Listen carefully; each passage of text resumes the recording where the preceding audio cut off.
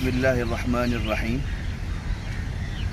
کچھ امپورٹنٹ جانکاری دینی ہے اور لوگوں کو متوجہ کرنا ہے۔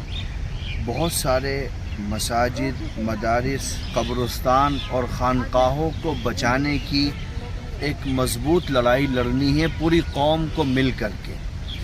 آپ لوگوں کو معلوم ہے کہ وقف امینڈمنٹ ایکٹ 2025 پارلیمنٹ سے پاس ہوا، جس کو لے کر کے جمعیت علماء ہند سمیت بہت ساری تنظیموں نے سپریم کورٹ میں یہ مانگ کی کہ اس پورے ایکٹ کو اسٹے کر دیا جائے۔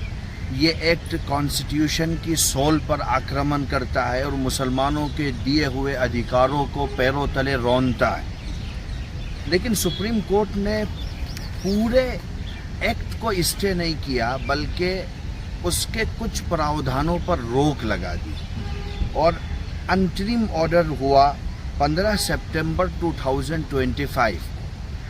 سپریم کورٹ نے مسلم پریکٹسنگ کی جو بات ایکٹ میں کی گئی تھی کہ 5 سال کا مسلم پریکٹسنگ ہونی چاہیے تب وقف کرنے کے سلسلے میں ادھیکرت ہوگا، اس کو اسٹے کر دیا۔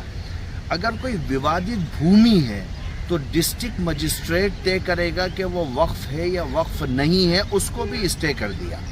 لیکن اگر آپ دیکھیں گے تو ایکٹ میں وقف امینڈمنٹ ایکٹ 2025 کے سیکشن 3B کو سپریم کورٹ نے اسٹے نہیں کیا ہے۔ یہ سیکشن 3B، اس میں یہ ذکر کیا گیا ہے کہ کسی بھی وقف پراپرٹی کو ودین 6 منتھ امید سینٹرل پورٹل پر اس کا رجسٹریشن مینڈیٹری ہوگا، ضروری ہوگا۔ اگر آپ چاہتے ہیں کہ آپ کی مسجد وقف ہے وہ محفوظ رہے، آپ کا مدرسہ وقف ہے وہ محفوظ رہے، آپ کے قبرستان محفوظ رہیں، تو آپ کو امید سینٹرل پورٹل پر اس کا رجسٹریشن ضروری طور پر کرانا ہوگا۔ میں دیکھ رہا ہوں کہ لوگوں میں کنفیوژن ہے، ہم سے پوچھتے ہیں کہ صاحب یہ سیکشن بھی تو اسٹے ہو گیا ہے۔ کنفیوژن یا تو پھیلایا جا رہا ہے یا جانکاری کے ابھاؤ میں مسلمانوں کے درمیان میں خود کنفیوژن ہے، اور وہ یہ طے نہیں کر پا رہے کہ ہمارا وقت گزر رہا ہے، ہم 6 دسمبر کے دن پرتی دن قریب ہوتے جا رہے ہیں، لیکن ہمارے اندر بیداری نہیں ہے۔ 5 دسمبر ہمارے سامنے کھڑا ہے، تو اس لیے یہ کرانا ضروری ہے۔ یہ سیکشن اسٹے نہیں ہوا ہے، اسی لیے میں نے بولا ہے کہ سیکشن 3B کو اسٹے سپریم کورٹ نے نہیں کیا ہے۔